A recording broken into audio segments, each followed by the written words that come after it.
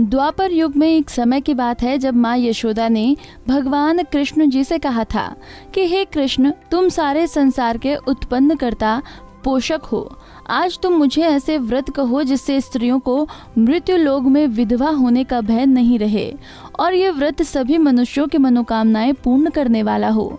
ये सुनकर श्री कृष्ण ने कहा कि हे माँ, आपने मुझसे बहुत ही सुंदर सवाल किया है। मैं आपको विस्तार पूर्वक बताता हूँ। सौभाग्य की प्राप्ति के लिए स्त्रियों को पूर्णमासियों का व्रत करना चाहिए।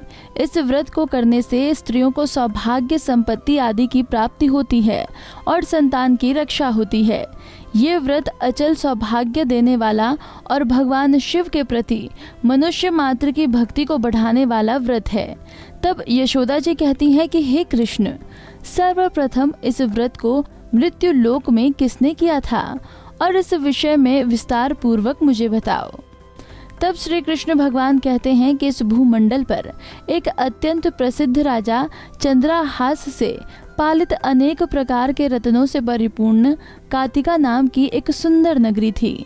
वहां पर धनेश्वर नाम का एक ब्राह्मण निवास करता था। उसकी स्त्री अति सुशीला रूपवती स्त्री थी। दोनों ही उस नगरी में बड़े प्रेम के साथ निवास करते थे। घर में धन धान्य की आदि कोई कमी नहीं थी। उसको एक बड़ा दुख था कि उसकी कोई संतान नहीं थी। एक बार राजा एक योगी के पैरों में गिर पड़ा और आतुर भाव से कहने लगा कि हे महाराज, ऐसा है तो आप मुझे कोई पुत्र प्राप्ति का उपाय बताइए। आप सब जानने वाले हैं, आप मुझ पर अवश्य कृपा करें। धन की मेरे यहाँ कोई कमी नहीं है, लेकिन पुत्र यानी कि संतान न होने के कारण बहुत दुखी हो गया हूँ। मेरे इस दुख का हरण कर लीजिए, आप सामर्थ्यवान हैं। तब योगी जी ये सुनकर कहने लगे कि हे ब्राह्मण, तुम चंडी देवी की आराधना करो। तब ब्राह्मण घर आकर अपनी पत्नी को पूरी वृतांत कहकर स्वयं वन में चला गया। वहां पर उसने चंडी की उपासना की और उपवास भी किया। चंडी ने 16वें दिन उसके स्वप्न में दर्शन दिए और कहा कि हे धनेश्वर, जा, तेरे यहाँ पुत्र होगा, लेकिन उसकी 16 वर्ष की आयु में मृत्यु हो जाएगी। यदि तुम दोनों स्त्री पुरुष 32 पूर्णमासियों का व्रत श्रद्धा पूर्वक और विधि पूर्वक करोगे तो वो दीर्घायु हो जाएगा। जितने तुम्हारी सामर्थ्य हो उतने आटे के दिए बनाकर शिव जी का पूजन करना, लेकिन पूर्णमासी को 32 हो जाना चाहिए। और प्रातःकाल इस स्थान के समीप एक आम का वृक्ष दिखाई देगा। उस पर तुम चढ़कर फल तोड़कर शीघ्र अपने घर चले जाना और अपनी स्त्री को सारा वृतांत बताना। और ऋतु स्नान करने के बाद वो स्वच्छ होकर और शंकर जी का ध्यान करके फल को खा लेगी। तब भगवान शंकर की कृपा से गर्भ ठहर जाएगा। जब ब्राह्मण प्रातःकाल उठा तो उसने उस स्थान के पास एक आम का वृक्ष देखा जिस पर बहुत सुंदर आम का फल लगा हुआ था। तब ब्राह्मण ने आम के पेड़ में चढ़कर फल को तोड़ने का प्रयत्न किया और असफल रहा। तब वो भगवान गणेश की वंदना करने लगा। इस प्रकार भगवान गणेश जी की प्रार्थना करने पर उसकी कृपा से धनेश्वर ने आम का फल तोड़ लिया और अपनी स्त्री को लाकर दे दिया। धनेश्वर की स्त्री कहे अनुसार फल को खा लिया और वो गर्भवती हो गई। देवी जी की असीम कृपा से एक पुत्र की प्राप्ति हुई थी। उन्होंने उसका नाम देवीदास रखा। बालक अपने पिता के घर में बढ़ने लगा। भवानी कृपा से वो बालक पढ़ने में बहुत ही होशियार था। दुर्गा जी की आज्ञा अनुसार उसकी माता ने 32 पूर्णमासी का व्रत रखना शुरू कर दिया जिससे बालक दीर्घायु वाला हो जाए। 16 साल लगते ही देवीदास के पिता को बहुत ही चिंता हो गई थी कि कहीं उनके पुत्र की मृत्यु इस साल न हो जाए। 32 पूर्णमासियों का व्रत पूरा हुआ। इसके बाद देवीदास एक गांव में ठहरे थे। वहां पर एक ब्राह्मण की सुंदर लड़की का विवाह होने वाला था। जहां बारात रुकी हुई थी वहां पर ही देवीदास और उसके मामा ठहरे हुए थे। इसके बाद लड़की देवीदास को अपना पति मान लेती है और उससे ही विवाह करने के लिए कहती है, लेकिन देवीदास ने अपनी आयु के बारे में बताता है।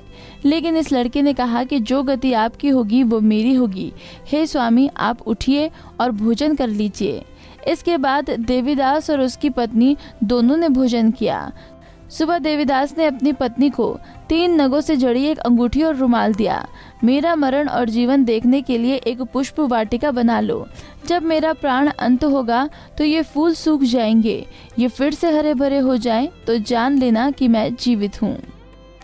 कुछ समय बीत जाने के बाद सर्प देवीदास के पास आता है और देवीदास को काटने का प्रयत्न करता है, लेकिन वृतराज के प्रभाव से देवीदास को काट नहीं पाया, क्योंकि उसकी माता ने पहले ही 32 पूर्णमासी के व्रत पूरे कर चुकी थी। इसके बाद काल स्वयं वहां आया और उसने शरीर से उसके प्राणों को निकालने का प्रयत्न करने लगा, जिससे वो मूर्छित होकर पृथ्वी पर गिर पड़ा।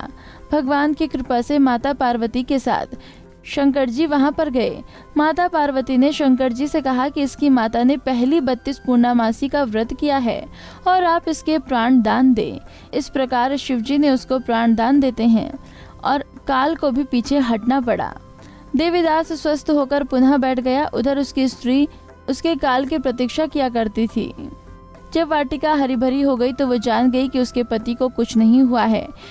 यह देखकर वो बहुत प्रसन्न हुई और अपने मन में अपने पिता से कहने लगी कि पिताजी, मेरे पति जीवित हैं, आप उनको खोजो। ससुर उन्हें अपने घर में ले गया और नगर निवासी वहां पर एकत्रित हो गए। कुछ दिन बाद देवीदास अपनी पत्नी और मामा के साथ बहुत से उपहार लेकर अपने नगर की ओर चल देता है। जब वो गांव के निकट आ गया तो वहां के लोगों ने उसे देखकर उसके माता पिता को पहले ही खबर दे दी, तुम्हारा पुत्र देवीदास अपनी पत्नी और मामा के साथ आ रहा है। ऐसा सुनकर उसके माता पिता बहुत ही खुश हो गए। पुत्र और पुत्रवधू के आने की खुशी में धनेश्वर ने बहुत बड़ा उत्सव मनाया। तब भगवान श्री कृष्ण जी कहते हैं कि धनेश्वर 32 पूर्णमासी के प्रभाव से पुत्रवान हुआ। जो व्यक्ति या स्त्री इस व्रत को करते हैं वो जन्म जन्मांतर के पापों से छुटकारा प्राप्त कर लेते हैं। कुंडली टीवी डेस्क से प्रिया शर्मा की रिपोर्ट। इसी तरह की और भी जानकारी लेने के लिए हमारे चैनल को सब्सक्राइब करें और नई वीडियो की नोटिफिकेशन के लिए बेल आइकॉन दबाएं। अगर आप ये वीडियो फेसबुक पर देख रहे हैं तो वीडियो को लाइक और शेयर करें। साथ ही अपनी राय कमेंट बॉक्स में जरूर बताएं। धन्यवाद।